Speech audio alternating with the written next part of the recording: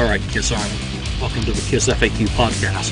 Thank you for giving us your time today and letting us into your head. I hope you don't do any damage. This is a Kiss-related podcast by the board for the board. We hope that you enjoy.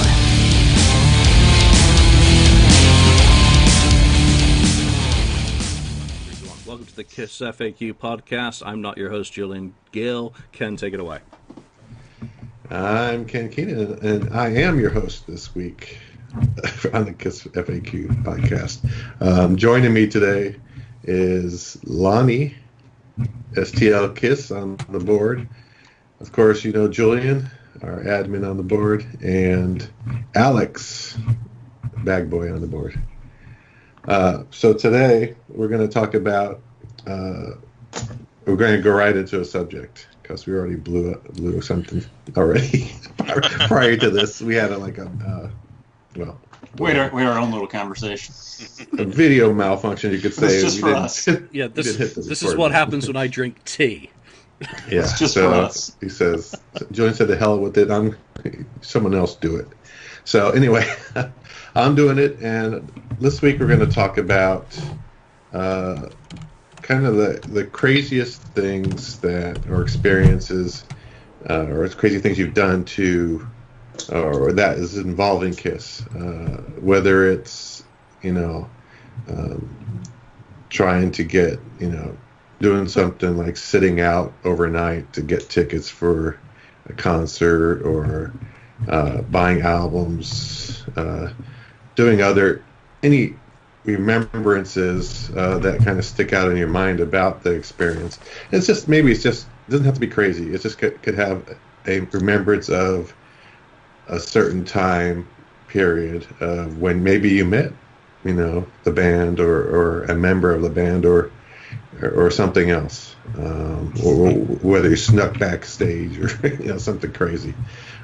So we're just going to get right into it here, and I don't think we have any particular order. I think all of us have, remembrances that stick out in our mind that, we remember fondly, whether something went right or wrong or whatever, but we remember it, and it has to do with Kiss or Kiss related. So we'll just get right into it here. I'll start off with Lonnie here and see what he's got for us, one of his things. I got a few.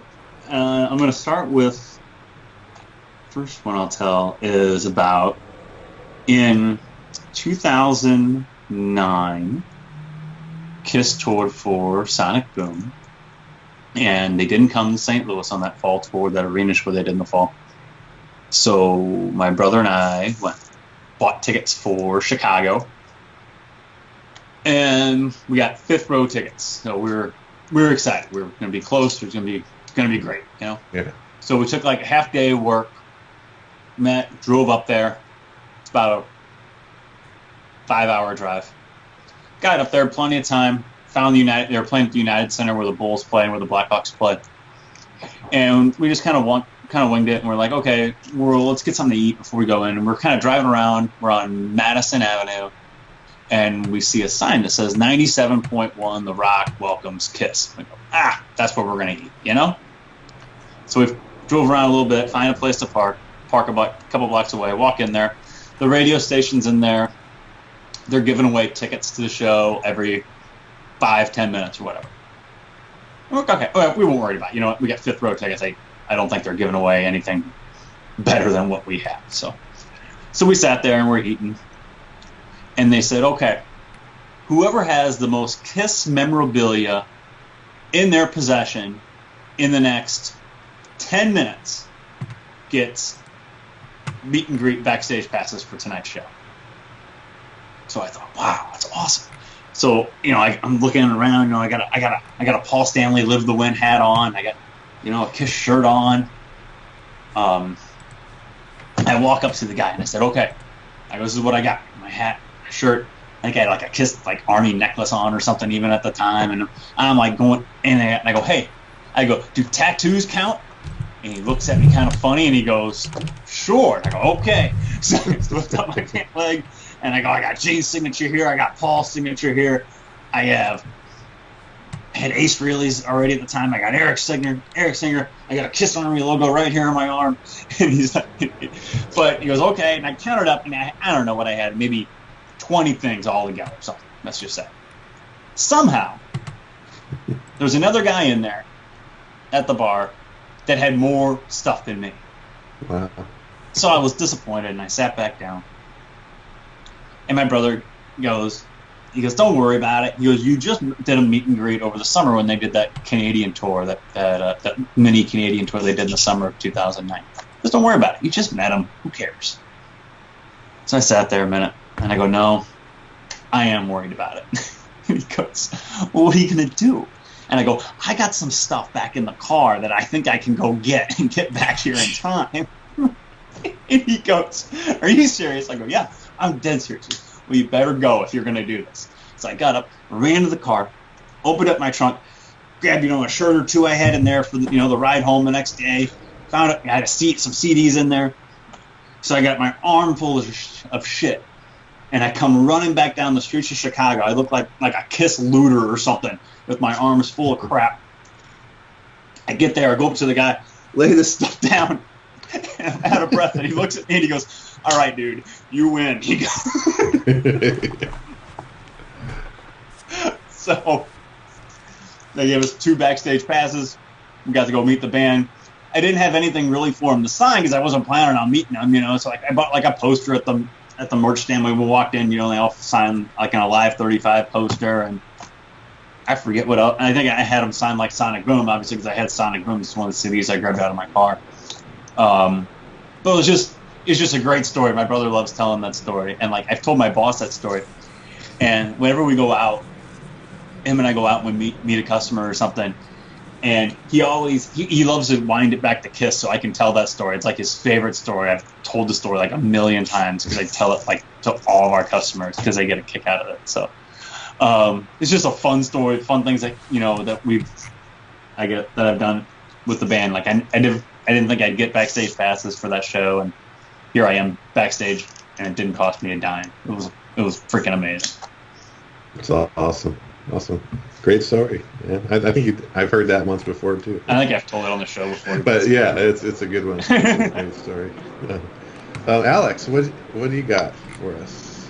I think it's the same tour. I wanted to see Kiss. I hadn't seen them. I was pretty much like the kid Jam in Detroit Rock City. My mom was they're crazy, but she was definitely I don't want you to go see Kiss and stuff. It's kind of what happens when you get a Mormon upbringing and stuff, because they're Knights of Satan service and stuff. Yeah, so it was dang it. But at that point, I was 20 years young, so I was allowed to make my band choices and stuff. It was great. But we had to go cross country, and it was this totally sucks monkey balls, because we had to go cross country, so I was going to totally miss out on getting the pre-order and stuff. And at that time I only had a regular cell phone, not a smartphone. And so it was just kind of relying on Wi-Fi. So we did this whole trip, and of course my mind, I'm thinking I'm going to miss to get tickets to go see Kiss because I won't be back in time. And luckily, this whole trip, it was great. My grandma ended up dying, so we had to go get her stuff, bring it out east to Maryland. So it was a long, stupid, boring trip. And Nebraska, no offense to people from Nebraska, but there was nothing in that state to keep me interested. It was such a long drive. But we finally got back. And then I remember as soon as we got back, we got home at 6 in the morning. And I remember going to my parents all right, well, I'm going to the metro station. And they're what? And I remember booking it down onto the metro. Of course, that day ended up being so many delays. And getting onto the naval base, because they have I think it was MWR. It's kind of the ticket master and stuff for active duty service members. So they kind of get tickets and can get them at a special price or whatnot. And I remember getting the tickets, and it was just this glorious moment and stuff. And it might not be too crazy, but for me it was finally I've got Kiss tickets, because I went my whole childhood of you're never going to go see these guys, they're bad and so forth. And so it was this epic the quest for the Holy Grail for me and stuff. So that's probably one of the craziest. Can we clip off where Alex said it was a great trip, my grandmother died? It's exactly what you said. Well, I mean, it stunk that she died and stuff. It was terrible. But I mean, like, it was like a decent trip. Like, no accidents happened or anything, because it's cross country and stuff, and the weather was crazy. But it was just like this whole like chaotic of like craziness, and I like was so stoked to get the tickets. And then I finally got to go to the show, and of course I remember I dressed up to the show, and it's in DC, and I remember like we had to get off at the metro stop, and it's at least like a 3. The one we got off of was like a good 3-block walk from like the metro to the Verizon Center. And I remember like walking, I'm dressed up, like I'm decked in like spandex pants and a shirt, I got the wig on, the makeup and everything. And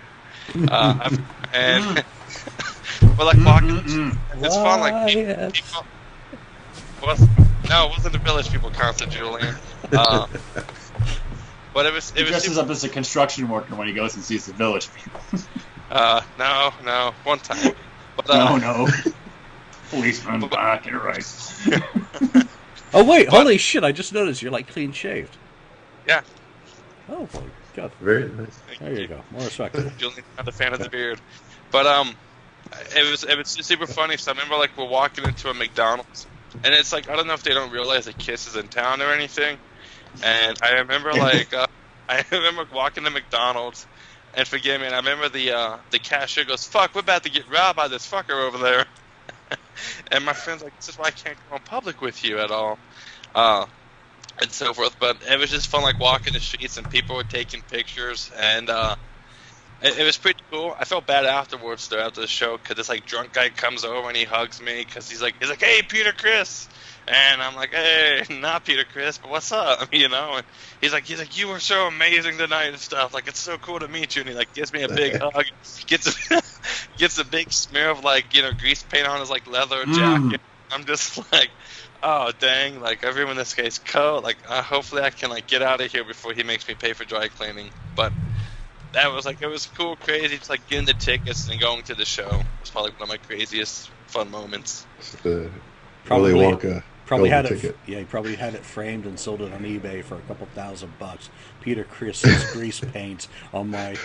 I met Peter Criss. Yeah. Oh, that's a good one. I never heard that one, Alex, from you. That's a good story. It was a great trip. My grandmother died. except for that. I gotta work on my comments. I'm sorry. Yeah. Okay. Julian, what you got? Well, Alex, that comment's forever because I don't do anything. I am clipping that off, and I'm not going to use it later. I am a lazy sod, so stuff it. All right, so the great extent and all of that for our passion for Kiss. Where do I start with my tale of woe and tears? Can you cue the violins in the background, please? I feel like I have to look like that freaking cat in Shrek or whatever his name was, looking up with his big eyes, like SpongeBob eyes. I think I'll start with March 1999. And obviously people have heard my stories about trying to get to Finsbury. I missed Wembley and Birmingham on the Live Worldwide reunion. I was actually in England for Donington, but didn't get there in '88. 1999, obviously I'd been back in America for a year, and I wanted to get home and see Kiss in Wembley, in London. I figured I've never seen Kiss in my own country, and that I'd fly out on the 24th, 11-hour flight, see them on the 25th, and fly back on the 26th. And everything was all nice and dandy. I bought my ticket, got it. It's been up on eBay years ago, so long gone. Had my tickets, my airline, everything booked, and I work in medical IT. So sometimes things happen that cancel all travel plans, and I actually had to cancel my flight. I couldn't even get a refund on it because it was so soon before it actually happened, and did not get out to England for that show. But that's the great extent that I will go for Kiss is flying from San Francisco to Wembley to see them on the Psycho Circus tour, which by then, obviously had stumbled to a halt in the United States. I had already seen them at Dodger Stadium on the Halloween show, but I was just adamant that, I had this feeling back then, I don't know why, I just had to see them in England. for, a flying visit. I would have been miserable as well. I mean, you get in there early morning on the 25th, you've got a show late that night, but there you are. Nearly 20 years younger, I would have been able to pull it off no problem. But, work has fucked up many a concert for me, and that was a pretty expensive fuck up for me, so I will never see them in England or Scotland. No. So I did the next. Oh, well. I did the next best thing. I went and saw Gene Simmons in Edmonton. So that's there you go. What more do you want? Yeah, and I'm not flying 11 hours for KISS now. Not these days. 1999. It was a completely different world. Obviously pre 9/11. So travel wasn't as painful. Travel was cheaper and better. You were less like cattle. But 11-hour flight now, and then 11-hour day, and what are we down to? 75-minute concert. Forget it. Wouldn't do it. Yeah. Unless it was New York City very last show, and I did have tickets. Right. Well, that was a good story, Julian, even though it didn't work out. Initially for you. Yeah, I don't see anyone else crying for me. So we've all had that kind of thing, though. I mean, and I'll go into just a quick one. There was one. Before I get into another, there was the one where they were going to do the concert for, what was it, the Extended Cities one? Or the Lost Cities? Lost Cities. And it was going to be at the Cow Palace, which I was surprised. And I had gotten tickets right when, they were available. But then later on, they canceled it for whatever reason. I know it's probably in your tour book deal, Julian, about that. I think it was because it's either because the sales weren't good enough. Because the sales sucked. Yeah, either the sales sucked or they were going to be going to Europe, I believe, or somewhere and overseas, and maybe it was too close. That's what they blamed it on. Yeah. Yeah. And that's my impression. Do you still have your ticket stub for that? Did you ever receive it for that show? Because that'd be really cool to see, actually. Question. I'll have to look. So, yeah, so they had Yakima, Reno, and San Francisco were through the 10th, and they canceled them because of the Frankenstein, or the Germany Nuremberg show, and they used it as a pretext for, bad sales and maybe a little bit more time for Ace and Peter to be out there, but that sucks. It would have been it would have been the last show of the U.S. tour. So it's like that, and it's happened. That's the only time it's happened to me, except for the the Gene Simmons cancellation that you and I were going to go to down in Southern California. But I'll go into some. You guys are bad luck. All your cancellation concerts. Unfortunate. It's unfortunate, Yeah, and Mountain View a couple years ago they canceled as well because they had a show scheduled at Concord and one at Mountain View, and sales being what they are up here, they just kept the Concord date and shit canned Mountain View. So can't remember what year that was.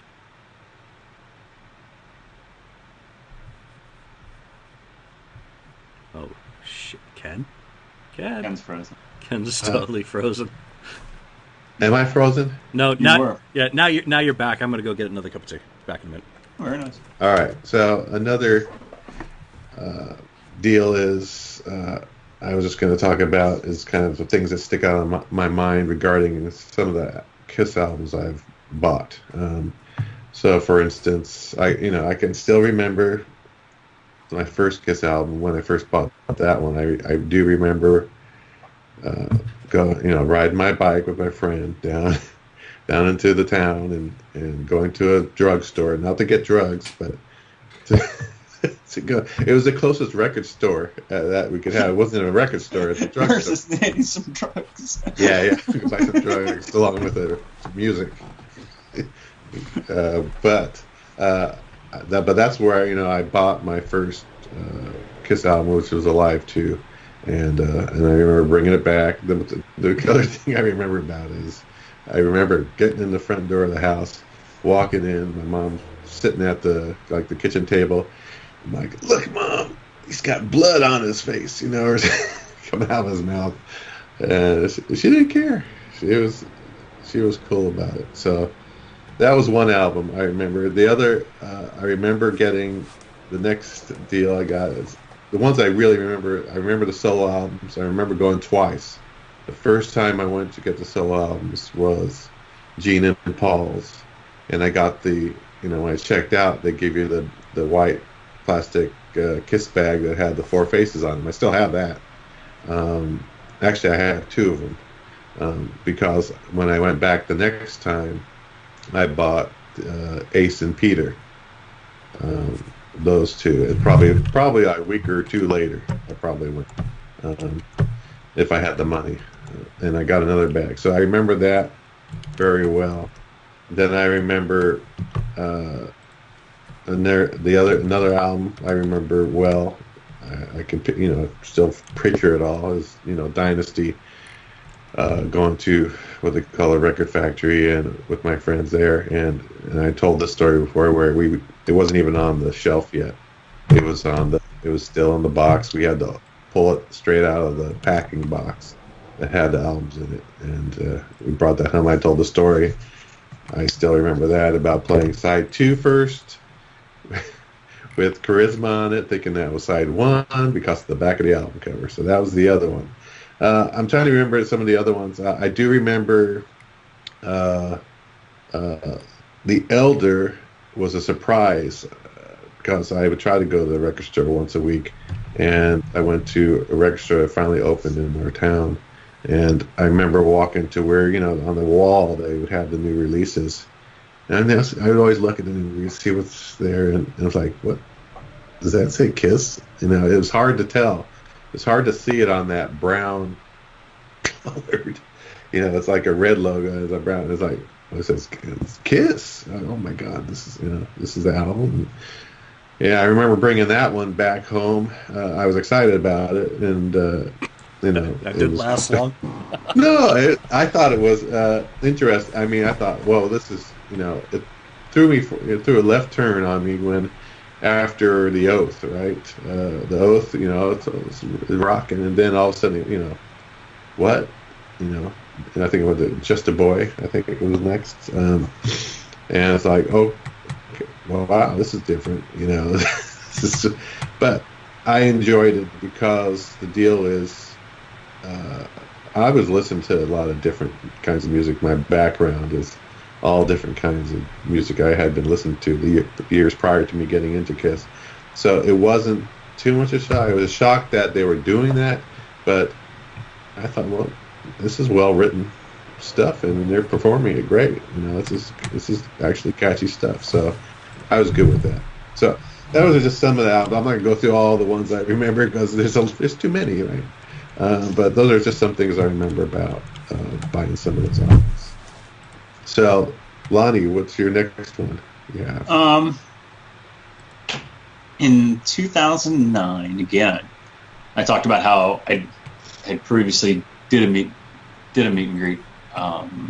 So I wasn't. My brother told me not to be too upset about it. But in the summer of 2009, they did that brief run in Canada. And I was really starved for Kiss at that point. I hadn't seen him. Well, I saw him in 07 in Sault Ste. Marie, but 09, I hadn't seen him in a couple of years. I really wanted to see him. There was rumors already about, a new album and a tour to follow, but hell, I wanted to see him. And I decided, you know what? They're doing these 2 shows. They announced the little mini tour. They're doing a show like in Sarnia one night, and then a show in Windsor the next night. It's like an hour apart from one another. I was like, I could drive to Canada, and I could see 2 shows, back-to-back nights. It's like, I'm going to do it. So I bought tickets for each night.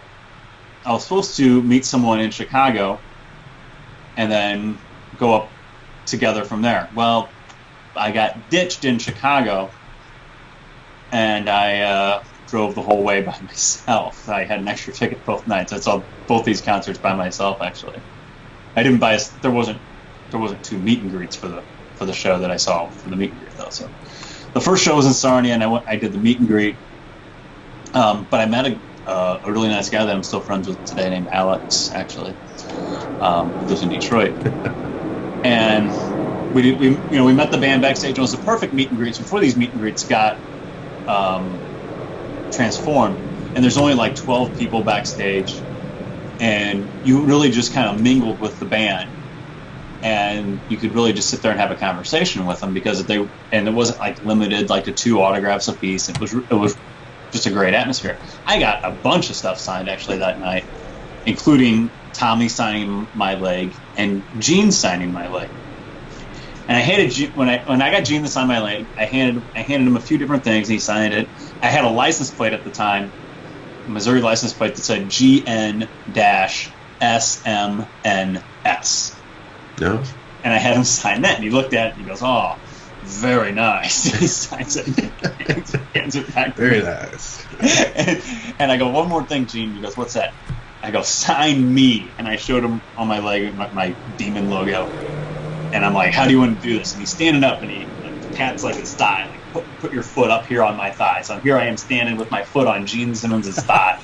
And he signs my leg, and you've seen the picture of it. And he signs it so freaking big.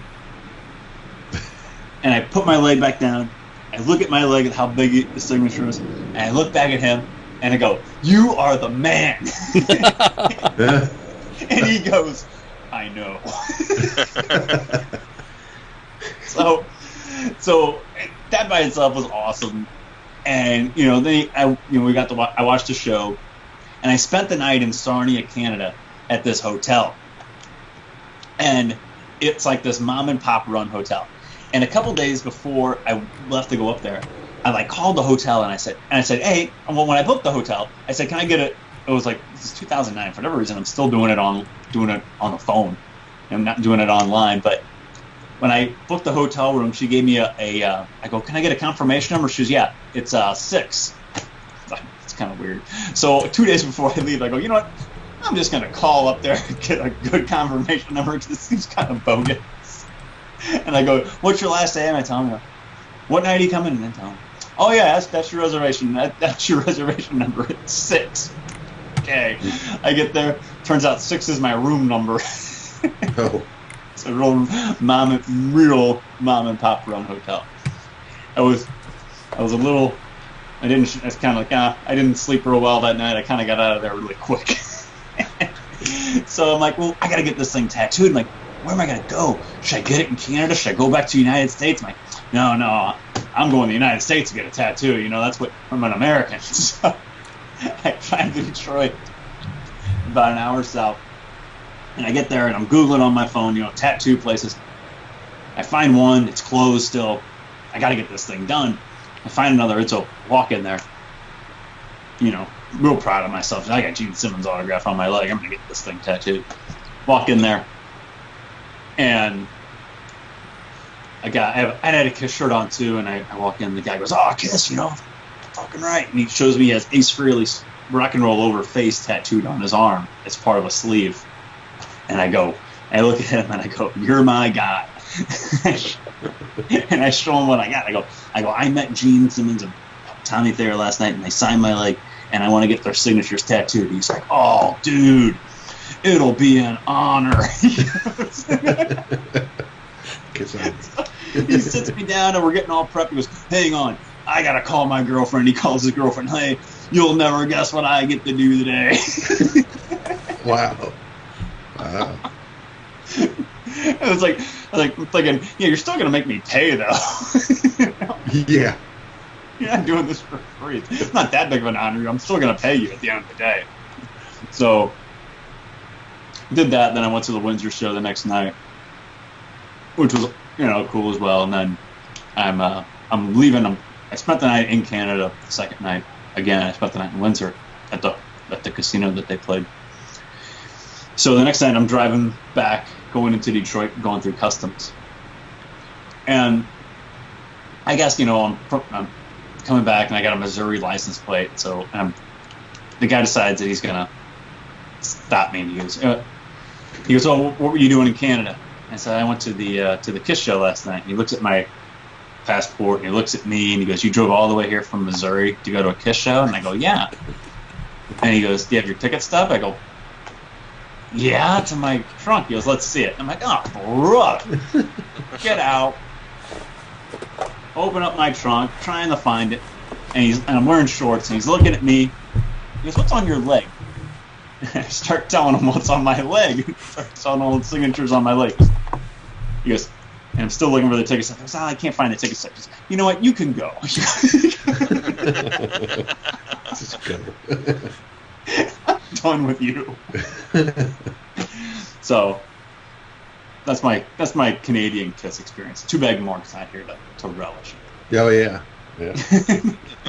You can watch. And you didn't say no. I really want to show it to you. I want to show you this. I was in the 4th row last night, dude. Yeah. It's like, here, have a seat. Let me tell you all about it. Yeah.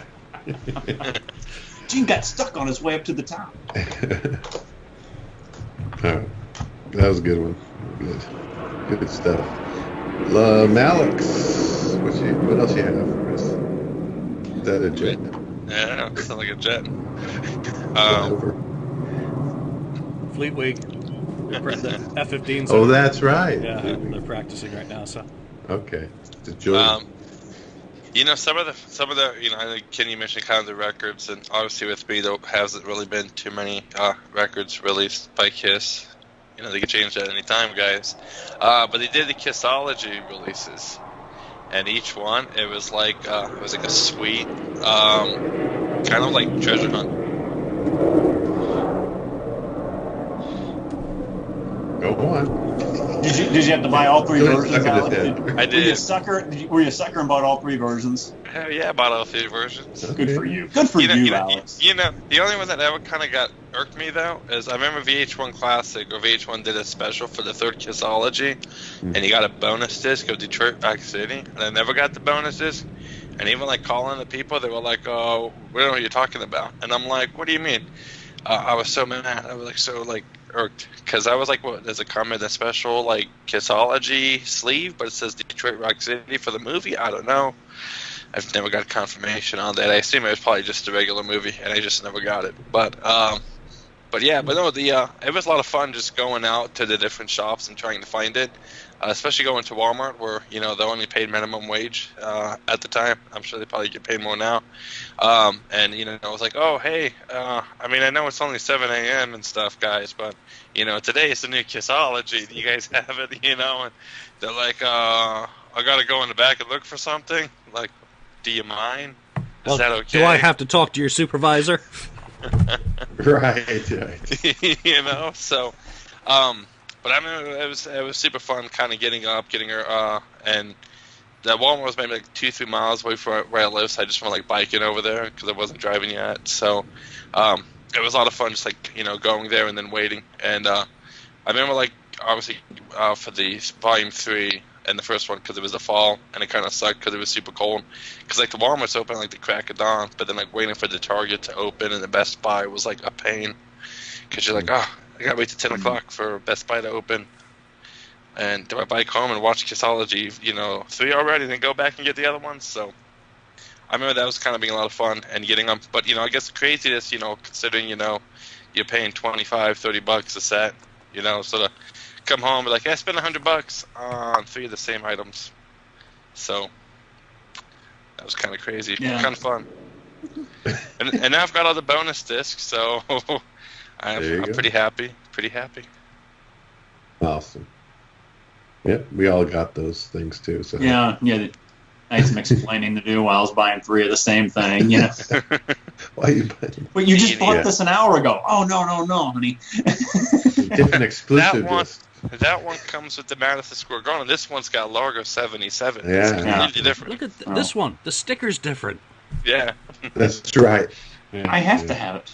Oh, jeez. Oh, no. We're suckers. Julian. Sure. Yeah, Julian. I think I would echo what Alex said. I mean, that was really the last time multiple formats was really fun for me, was the KISSology sets. I mean, I don't have all those bonus discs anymore. I've only got Tokyo. Oh, no. I just bought the Ritz one back again off eBay because I didn't have that show on any other copy. Santiago and Irvine Meadows. Okay. And those are the only 4 I've kept that are worth. And the Jets. And the Jets.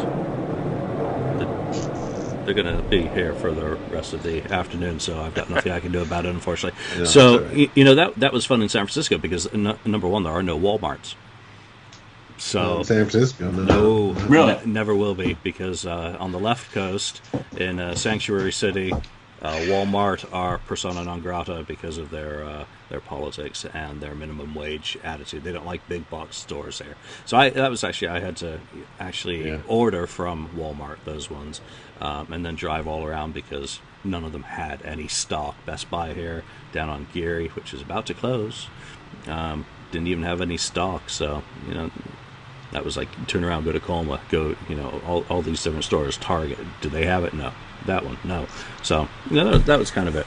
But what's the extent that I go to for Kiss? And writing books. Writing books? No, because that's an extent. That's lunacy, but or stupidity, depending on your perspective. But yeah, it probably is, and trolling through auctions, trying to win documents, and that side of things has been one of the major challenges. Trying to get interviews.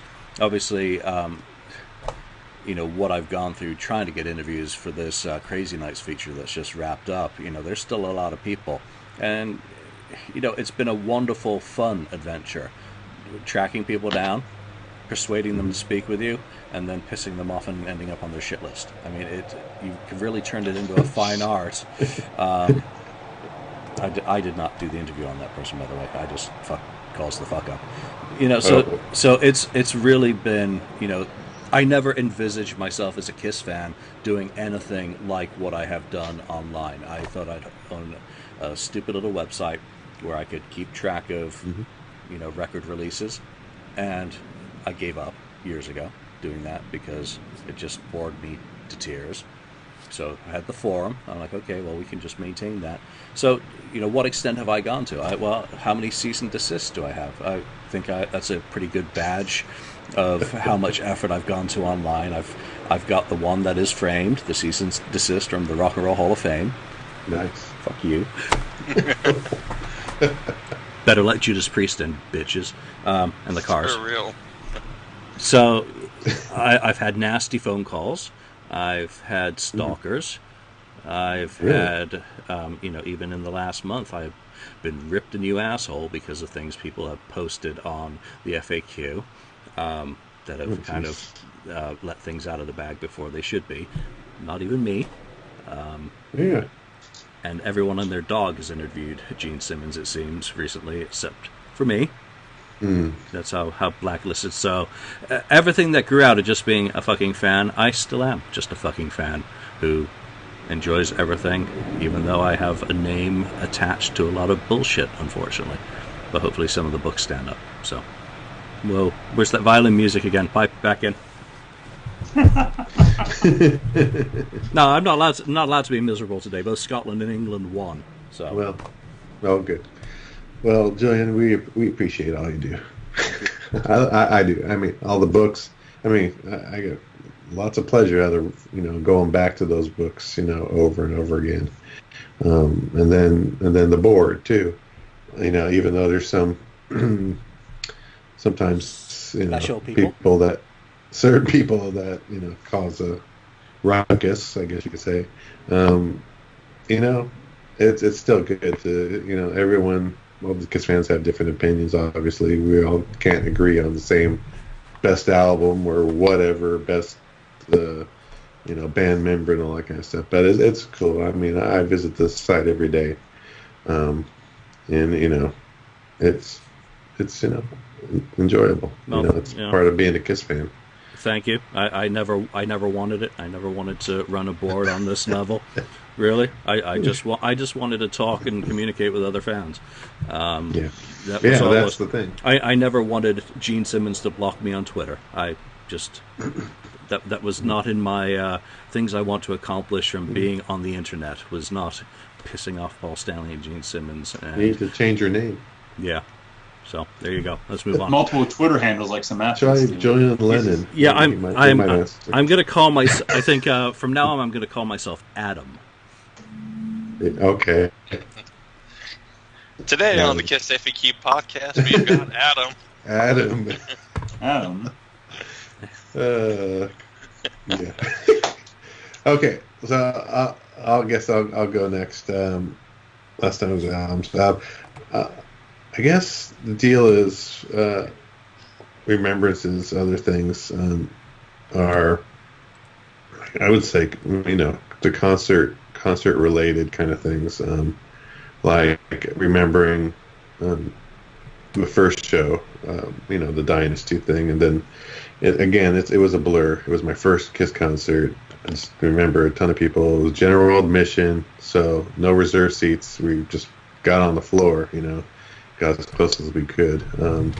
But it was great. I remember them coming out from underneath the stage and up in their kind of statue pose with the fog and everything, which was very, very cool. And after that, it was just craziness and rocking out. And then at the end of the show, where they had the disco ball over the middle of the floor, and where it spewed out the Kiss Army sponges, which I was able to grab about, I don't know how many at the time, 6 or 7. I was grabbing them, and some girl or woman, I can't remember, I was just grabbing as fast as I can, and she all of a sudden stepped on my hand with the foot. So I grabbed too much, I guess. Like, all right, go ahead. So, but Julian's got a sponge. I gave him one of my sponges. So. Yeah, it's awesome. Yeah, that's one cool thing. I never remember, forget that one. And then it took forever for the next time to see him. I mean, that was '79, November '79. I didn't see him until '83, end of March '83. But it was worth the wait, because that was Creatures, and that's when I saw him 2 nights in a row. That's awesome. In LA, in 2 different locations, and that was just some of the, again, that's probably one of the best performances I've ever seen a Kiss in concert and with the stage and everything. So that was very memorable. But then I remember coming 2 nights in a row, and then a week later, after coming back up here, I saw them up here in San Francisco the 3rd time. And I was already still deaf from the week before. I swear I must have had ringing in my ears for definitely, having the 2 nights in a row, and then the next week it was still out. I'm surprised today, actually. So the other thing the things that bother me about what really bothers me is when they did the reunion tour. And I swear, I waited, I swear it was overnight or something. I remember getting tickets and waiting like at Tower Records. I was like there at 3 a.m. in the morning or something like that. And in line. And I was probably, 10th or so, in line. Could have been even less than that. And the seats I got weren't even that close. They were like on the upper level of, it was a San Jose where the Sharks played right now, but it's on an arena, and the upper level, it wasn't even low, it wasn't even that close. I was like, the heck. But I think part of the problem was I bought too many tickets, because I bought 4. Grouping 4 together is gonna maybe get harder to do it. But I swear, I mean, how the heck did that sell out so freaking, fast? But I guess that was it. The reunion, everyone was coming out of the woodwork who never saw them and wanted to see them. And then the other people that are just the fair weather people, like, oh, they've heard about it. Now they're the people that did not care to see Kiss and ridiculed you over being a Kiss fan, like Kiss sucks, and then now they're actually going to see the concert because of the the legend of it, right, of the band. So that's something that ticked me off. That's something that grinded your gears. It does, because I was always close, and in concerts, Close on Creatures, and close on all the other concerts through the 80s. Even Hot in the Shade was fairly close. And then even getting into the club show, I had to go early to get that one too, and I got in. So where was all the fans then? They weren't. They weren't around. So I'm fortunate to be able to see some of those other shows too. But anyway, enough about my problems with it. Yeah, your problems. Two Creature shows. Back in '83. How did you get down there and back? Were you driving by that point, or did you take a bus? No, I drove. That was my first real long road trip in a car with me driving. Me and a buddy of mine who I had converted into a KISS fan. We drove down there, and it was and then I had another friend who was going to college down there, so he's the one that bought the tickets for the two shows. So I have him to thank for those two shows down there.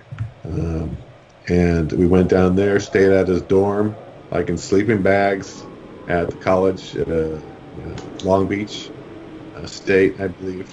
And it was a road trip. It was well worth it, obviously. I'll never get tired of Creature stories. I don't care. Even if it's just someone describing a road trip, their first long distance drive to go down and see Vinnie Vincent. The only thing I remember other than Vinnie Vincent is when his guitar solo happened. He was doing that high. He was very high end on the board, and he's just hitting that screeching note over and over again, and in my ears, I thought they were gonna. It was so darn loud and high pitched. It's like, oh my god! So I was like, please stop. Not because he was playing the solo, just because I thought I was gonna lose my hearing from it. But it was great show.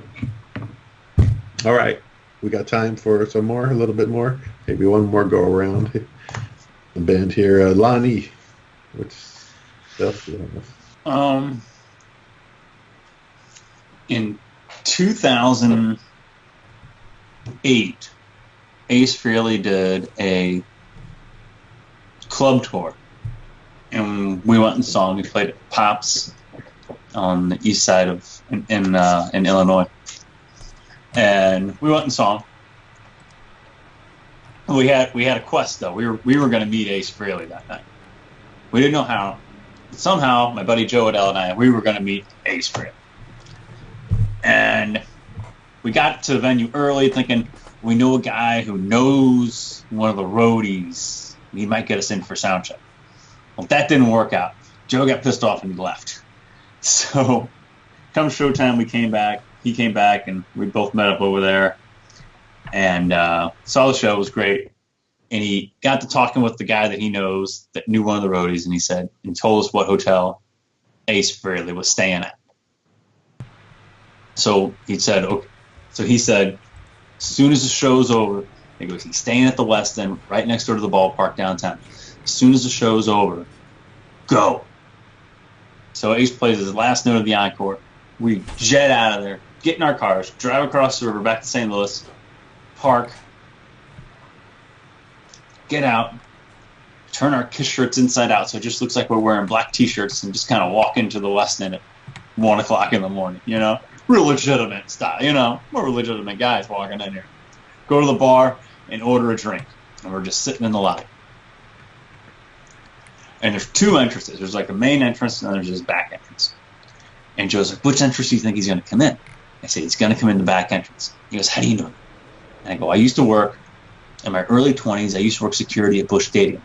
And all the players that would stay at the Westin is right next door to Busch Stadium, all the players that would stay at the Westin would always use this back entrance. And sometimes I would take them back and forth from the ballpark to the hotel, either before the game or after the game. So he's going to come in this entrance. He goes, okay. So a few minutes later, this minivan pulls up with a dent in the side, and it's missing one of the rear view mirrors. And he goes, well, that's not him. pulls up, stops, sliding door opens. Ace Frehley jumps out. We're like, shit. And we're the only, it's him, his girlfriend, me, and my girlfriend. So we're like, he comes walking and we line up. And Joe had his Destroyer gold record. He undid it, had it all ready to go. Ace signs that. Ace signs something for Joe's girlfriend. Gets to me. I go, Ace, sign my leg. He kind of laughs at me. And he signs it. My girlfriend at the time signed something that I gave her. And he goes, that's it. And he goes upstairs. We're like, holy shit, that was awesome. He was like in and out. It was pretty amazing. We really got lucky. But that was a good time. Ken, you were talking about buying albums. And I ditched college to go buy Psycho Circus the day it came out. I didn't go to my morning classes because I had to go buy Psycho Circus the morning it came out. I was thinking about that as you were telling these stories. And when Sonic Boom came out, it comes out on a Tuesday, and they're all promoting it on Kiss Online. That, Kiss Corner at Walmart and all this nonsense. Yeah. So my buddies and I went and watched Monday Night Football at this bar that's like adjacent to Walmart in their parking lot. Sat and ate wings and drank beer till about 11:30, 11:45. Like, okay, let's go to Walmart and buy the Kiss CD. So we got, maybe we ought to walk up there and not drive up there. So we walked up to Walmart, stumble in there. It's a couple of minutes past midnight. Hey, where's the new Kiss CD? Where's Kiss Corner at? And there people are looking at us like, what in the hell are you guys talking about? Yeah. So we're hanging around. And finally at like 12:30, some employee comes back. Is this what you guys are looking for? Yes! And we're like, finally, get the hell out of here. That's my only real Kiss album buying experience, like day of. It's a day of. That's at least a fun story, you know what I mean? Yeah. Other than ditching class and going to buy Psycho Circus, I'm sure my parents are real proud. They're trying to pay for my college education, and I'm ditching class to go buy a Kiss album that I could buy in 3 hours anyway. That's right. I know. Yeah. But we've all been there. Yeah, we have. Alex, what's your next one? One time I participated in a Kiss podcast. No, just kidding. Yeah, Kiss podcast. There's these three schleppers I do a podcast with. It's kind of crazy. No. Gosh, I'm trying to think. I haven't like anything. I see you guys have like all the cool stories. Julian's got the coolest. It's all the books he's been writing and stuff. I mean, Adam has the coolest stories. Thank you. And so forth. Adam. Hey, man, get my name right. It's Adam. Adam. I think one of the I might have mentioned before, one of the craziest, I guess, Kiss things happens. I had a friend who he still kind of works. I guess he still works with him. Works for McGee Entertainment, but which is of course Kiss his management. But I was on that mission for 2 years, and I remember that. I wasn't getting mail for like a couple weeks, because when you're on this mission, you don't get to really talk to your family. So mail's kind of like the coolest thing you can get, from your family package and whatnot. And I remember like being with my companion, we go to the mailbox and open up, and there's a priority mail envelope in there, and I'm like, oh sweet dude, we got like a package. Who's it for? And it's like, oh, it's for me. Then I'm looking at it, and it says like McGee Entertainment, and it's got like the logo on it and stuff. And I remember if I open it, I'm thinking like, holy crap, like, what the heck? Like, how did this even get here? And then part of it was like, oh no, like, am I in trouble or something? It was like, because it feels like, papers. Opening it up, it just ended up being the Kiss Monster magazine that they had issued right before Monster came out with a cool note, wishing me well and stuff, and getting me ready for Monster and stuff. And I thinking it was like pretty crazy because I had no idea that my friend had my address or anything to send anything. So ended up being really cool. And I remember just the rest of that day, I was glowing, and had this big jorky grin on my face and stuff, and you know, I couldn't wait to get back home to the apartment that night, and of course, you know, like out, like, you know, spreading the good word about the good Lord, you know, kind of a thing. So it's like, oh, you seem really happy today, and it's like, yeah, it's been a good day.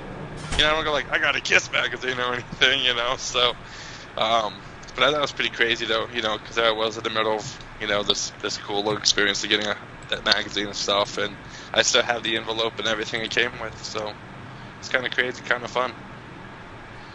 The excitement I felt in my heart. Yeah, that's awesome. Awesome. All right, Adam. I mean, Julian. What's the next one?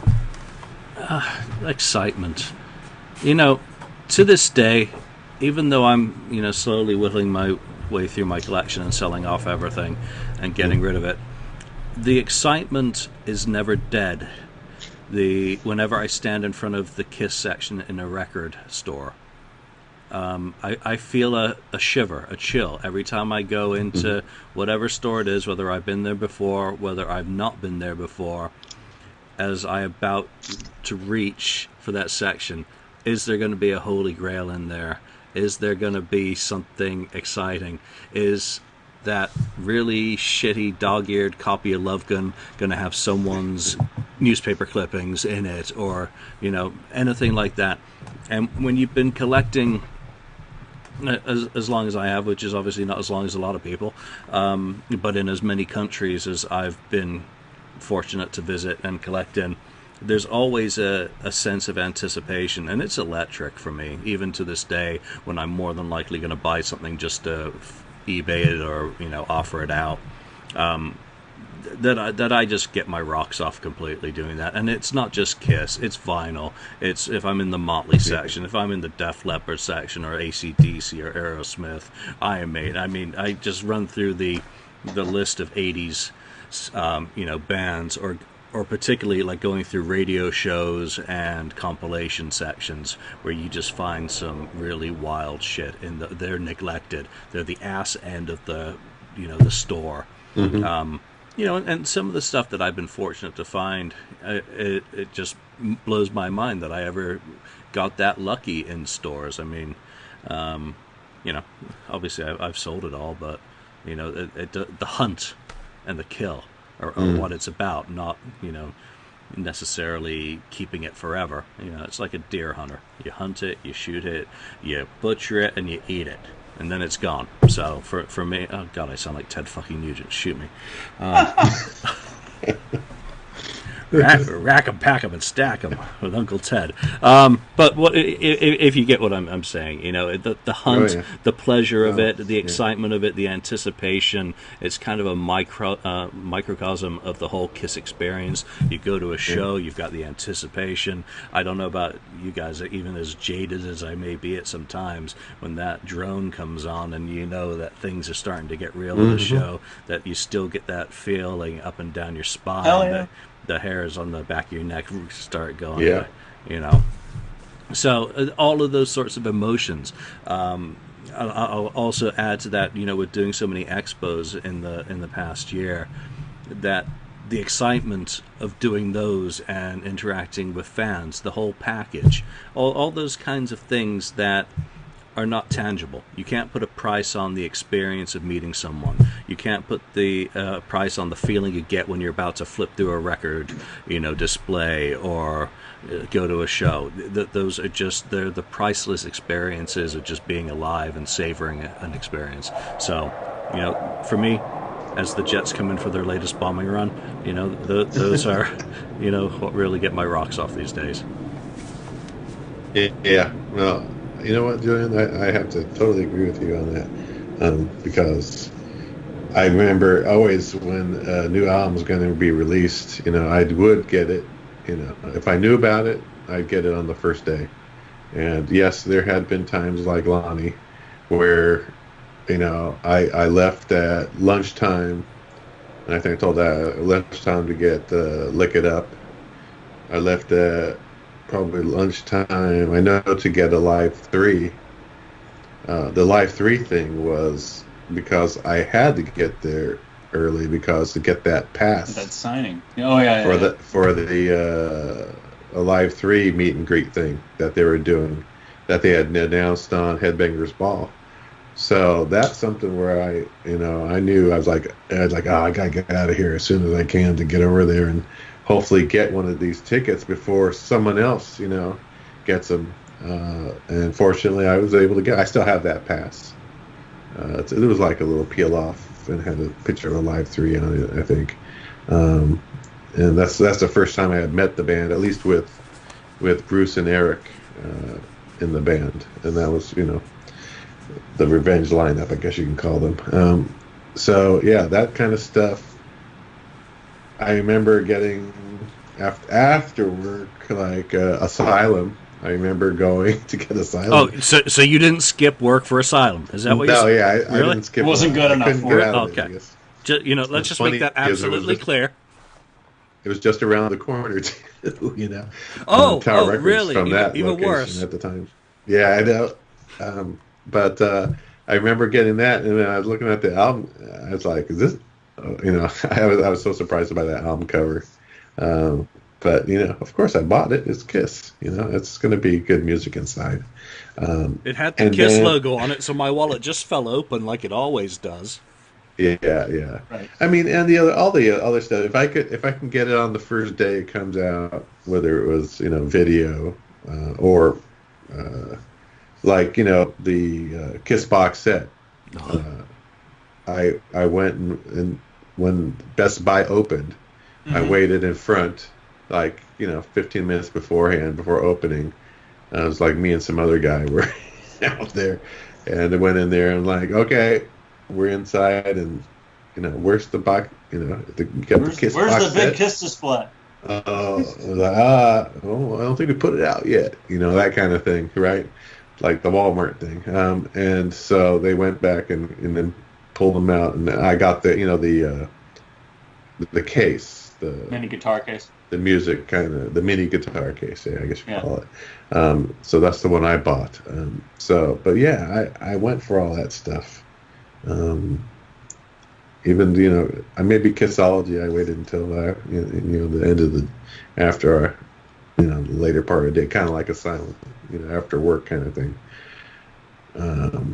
But yeah, that's all excitement. Even the tickets, buying the tickets. It's like I gotta log on at 10 a.m. or whatever the ticket starting time.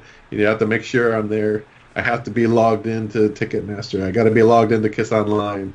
You got to make sure your membership's up to date. Stuff. Yeah. That's happened a couple of times where the day before I'm like, oh crap, my membership's not up, so I had to quick get in, log in, pay $50 or whatever. Spend a little more money.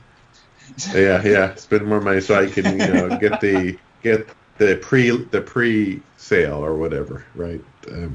So yeah, that's stuff we do. Spend some money so you can buy some tickets. But I could say the only other. Now it's a different feeling when you buy stuff kind of online, because it is different. I don't find it as exciting. I get more pre-orders. I get more of a sick in my stomach feeling, because pressing click, do you want to buy? Yes, buy now. Charge the credit card, $1,850 for Kissteria, and then obviously the Gene Simmons vaults. Those sorts of purchases leave me feeling rather queasy. The excitement's kind of gone. It's like, okay, I'm doing it. How the fuck how many copies of Alive do I have left to sell? And shit like that. And same with concert tickets. They're not $750 anymore. They're $700. Right. They're $750 now.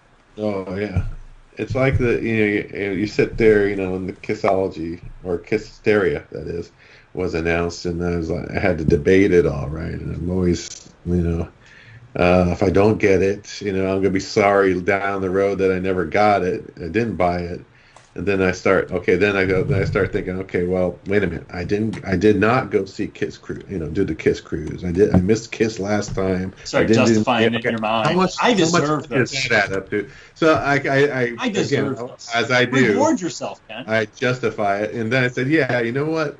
And I think I'm gonna reward myself. I started thinking, you know what? Heck, I work hard for my money. I'm gonna, do something for myself, buy myself a gift, and then I went ahead and, did it. So, yeah, those are the kind of things that you do as a Kiss fan. The only other thing I could say is about the vinyl, Julian.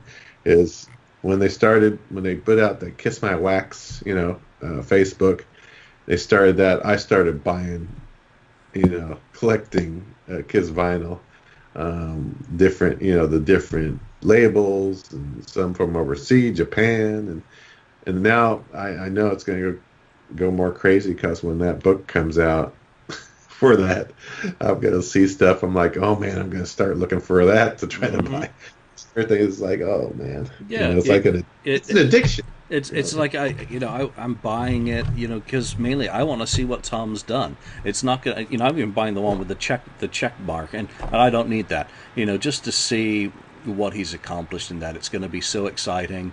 I'll call myself a reformed collector, but just to see how he's organized it and everything. But there are people who are going to be freaking out. There's going to be people who are buying this book who really haven't been paying attention to a lot of the discussions historically, and they're going to not know that this shit, some stuff exists, and they'll be like, it'll be like the first time they've ever seen it, and it's going to be exciting to watch. Anyone have a problem with Julian's audio right now? And Julian's video right now. Julian, I think. Adam, where are you? Am I gone? Okay. Well, I just got banned. Sorry. Oh, you're freezing up again. I'm sorry, Julian. You're just frozen right now. Julian's in the middle of a nice rant too. He's got the motions going, the hand gestures. He's in the middle of a hot take. Oh well. Online. Well, you could take the show to a close then, if you can hear me. I'm hearing a little bit on and off. If you can hear me. You're in and out right now. Oh man. Every now and then you have a different gesture. Oh wait, there you are. You're back on. You're back. Hello again, everybody. Oh well, whatever I was saying, I don't even remember now. So I'll let you wrap it up for us, Ken. Yeah. Well, after that entertaining end there of Julian's story that we cut off, I think. Is he frozen or not? That was the cease and desist thing happened right there. You have to stop. So anyway, for you guys that out there that have your own stories of what going to see Kiss or meeting them, buying albums, buying merchandise, whatever it may be related to Kiss, we'd like to hear your stories, and you can go ahead and let us know what they are on the board. Put them out there, and it's always interesting the different things that have happened. Different people, their experiences, either seeing Kiss or whatever it may be. It's always interesting because everyone has experienced things differently, have different feelings about it, whether good or bad. So, so I guess that's going to wrap it up, guys. So for Lonnie, Julian, Alex, myself, thank you for listening, and we'll see you next time. Thank you for spending time listening to the KissFAQ podcast today. All sales are final. There are no refunds. If you'd like, look us up on Facebook or come over to the KissFAQ message board and discuss the topic we broadcast today.